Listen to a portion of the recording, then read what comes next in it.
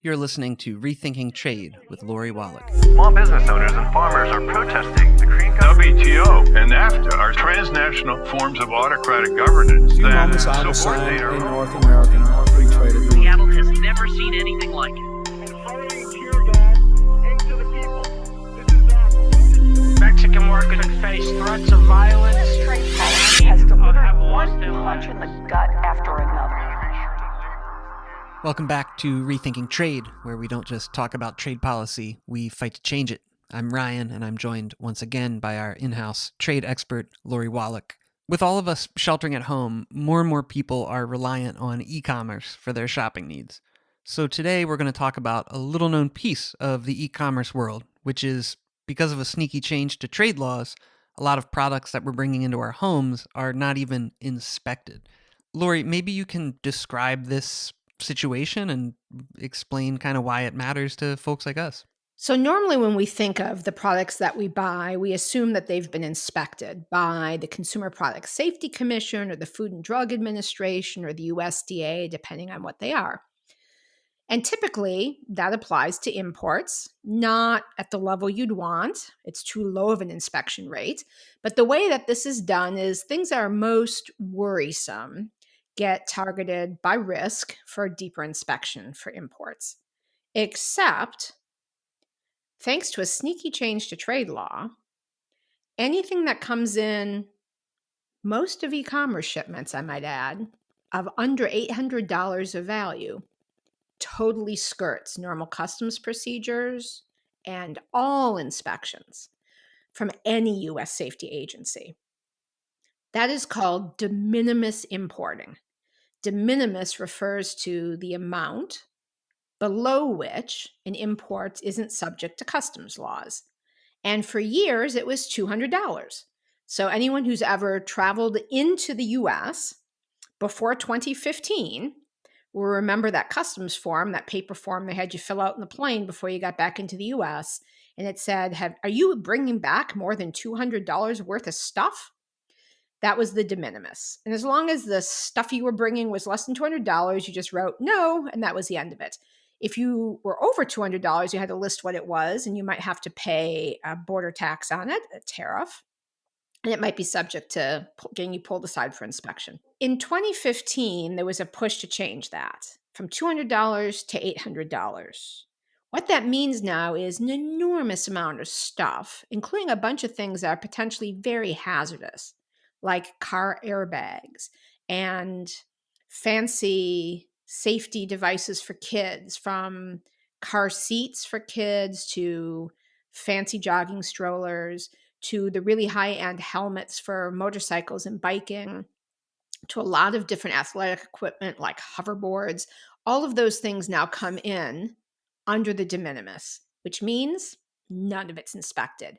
And it's meant an explosion of imports under, it's called Section 321, referring to the statute that sets up de minimis.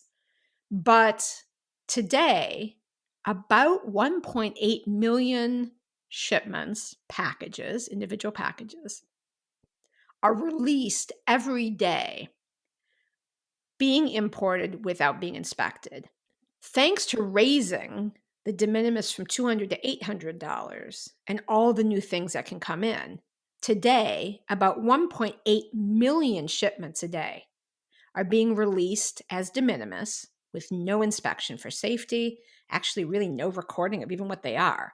That includes 1 million plus air shipments, so air express, small packages, from e-commerce purchases just coming from China every day. None of this stuff is inspected. When you say not inspected, you mean literally not inspected at all, not inspected for safety, not inspected for anything? I mean, you can bring this stuff in, listing only the most basic information. You don't know where it originated from. You don't know technically what it is. You can describe it in vague language. There's none of the import codes, so you have an idea if you're an inspector that it's in that category of dangerous things. It isn't inspected for safety. It isn't inspected even from what it is. And it gets around normal border tariff taxes. It's just a huge loophole. And I'm assuming it wasn't parents that that were lobbying for bike helmets that weren't inspected, and it wasn't drivers that wanted seatbelts that weren't inspected. Who was pushing for this change to be made in the de minimis rules? So in 2015, folks who remember, there was a knockdown, drag-out fight over trade authority, over fast-track trade authority for the Trans-Pacific Partnership. And there were other bits and pieces of the legislation that was written to extend fast track, but the fight and the focus was on fast track.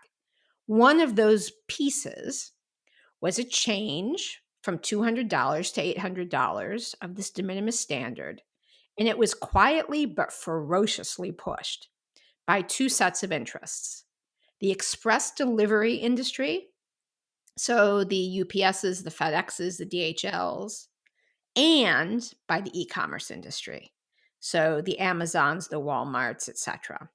Both of those sectors said, we actually, if we got this higher, could be bringing in lots of stuff from China and other countries much cheaper and much more quickly without the bother of inspection.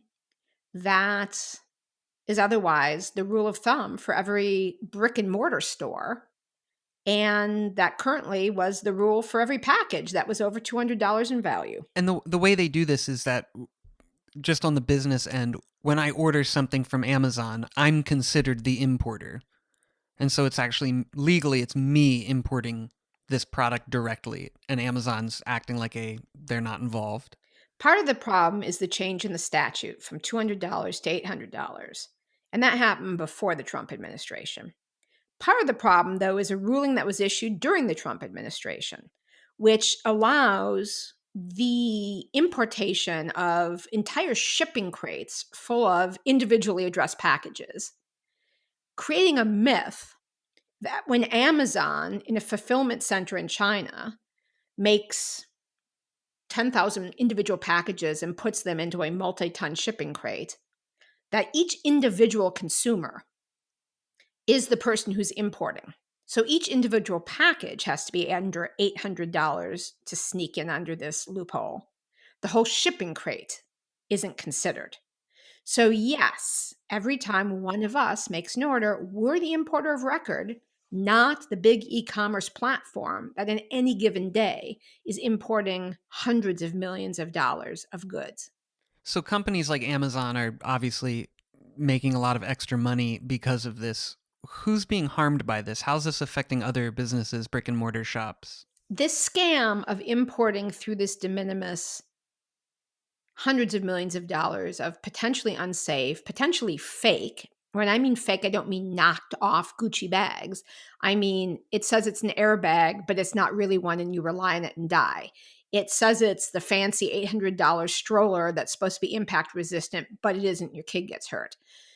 Those goods coming in not only expose us all to safety risks, but also brick and mortar stores who are selling the same stuff are put at an enormous disadvantage relative to the Amazons, the eBays, etc.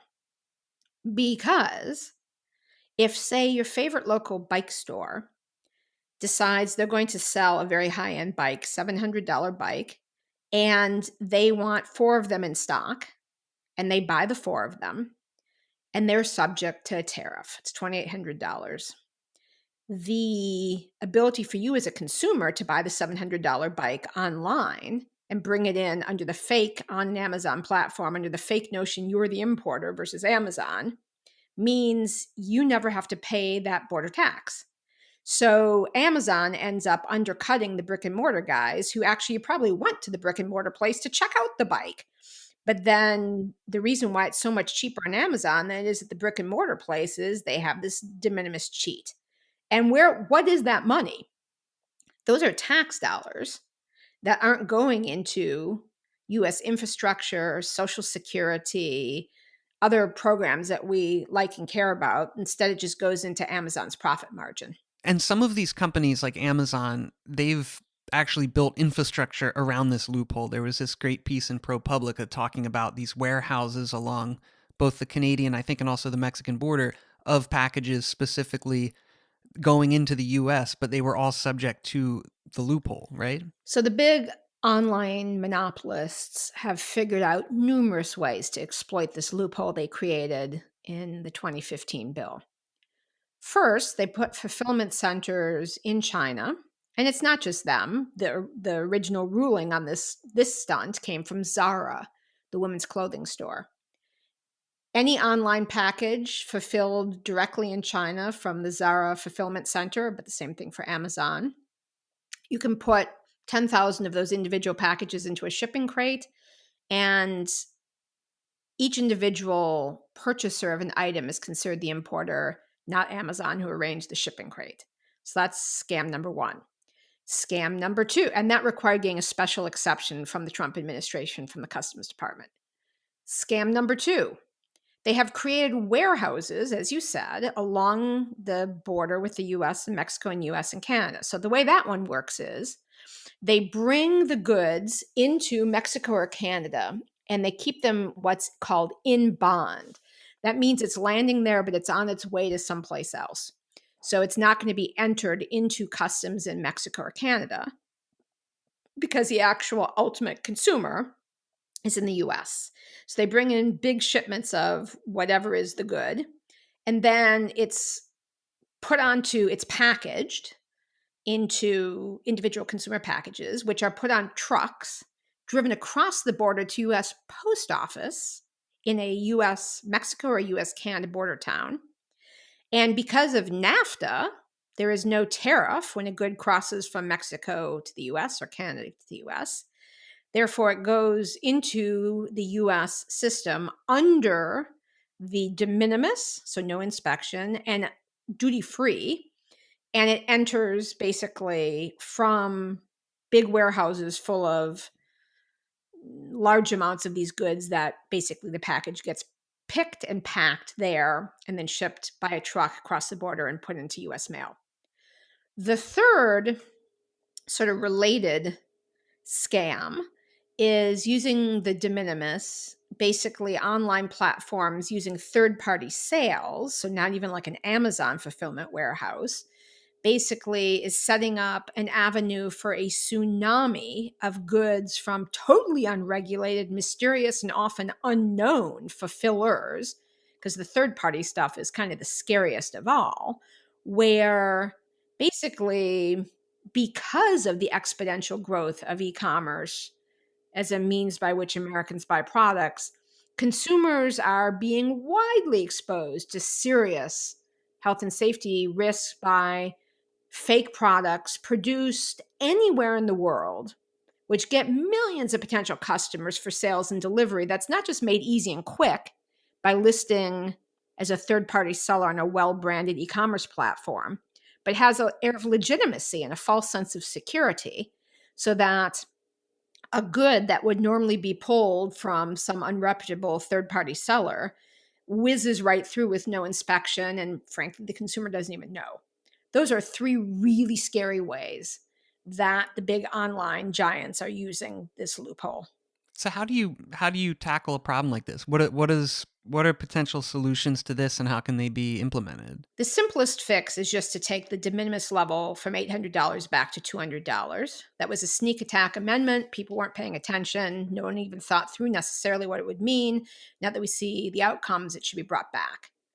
But that would require Congress to pass it, House and Senate, and the prospect of that happening anytime soon is not great. And not only because of the big express shipment lobbying operations and Amazon and eBay and Walmart and all the companies that would object, all the retailers, Zara and everyone else who enjoys using this loophole, but also because right now, even as people are more and more reliant on e-commerce because of the COVID crisis, Congress's bandwidth to do stuff that isn't immediate urgent COVID disaster is more limited. So in the interim, the Trump administration can fix this by executive order. They have it within their hands, the Buy America, Hire America alleged administration, to fix this major trade scam. And the way to do it is basically Section 321, the way it's written, gives enormous discretion to the Treasury Secretary to decide how the program will be administered. So you can't unilaterally change that $800 is the amount, but you can basically determine what should or shouldn't be subject to the waiver. So for instance, it seems pretty obvious that every good that is on the Consumer Product Safety Commission's high risk list, because they do a risk assessment, they know of products like the hoverboards that were blowing up, burning, and burning down people's houses. That's on the list. Car seats, because there have been so many dangerous fakes brought in. That's on the list. Certain other sports equipment like helmets, where there's so many dangerous bicycle fake helmets, etc. That's on the list. Lots of toys with magnets in them, which little kids will swallow and then have their guts ripped up internally. They are right this day things that allegedly have been taken off of these websites, these e-commerce platforms. You can find all these things if you look on these websites, because the third-party marketers keep popping back up. All of those products should just not be subject to de minimis. 0 of those products should be getting into this loophole. And it's easy because the Consumer Product Safety Commission has a specific list. And so all of those goods should not be subject. Similarly, if you're thinking about just as far as fairness for brick and mortar stores, and you're thinking about the income loss for the government, it makes a hell of a lot of sense to say something like no product subject to more than a, pick your amount, 10% border tax should be subject to de minimis. That way, you're not making a huge thumb on the scale against brick and mortar companies, and you're making sure you're not gutting out revenue. And you could say, the standard of 321, Section 321 is for the convenience and efficiency. All right, you could say it's inconvenient and not very efficient to bother collecting tariffs if it's less than a 10% tariff on an $800 value good. But when it's actually $100 of revenue versus 80 or more, that makes more sense. So you could just limit the amount of the tariff category and you'd knock a bunch of stuff out. Those are some things you could do right away, as well as reversing the customs order that allows the scam of having whole shipping crates of individual packages somehow pretend not to be the e-commerce platform's import, but pretend to be the consumer's imports. Those 3 changes right away would fix about 90% of the problem.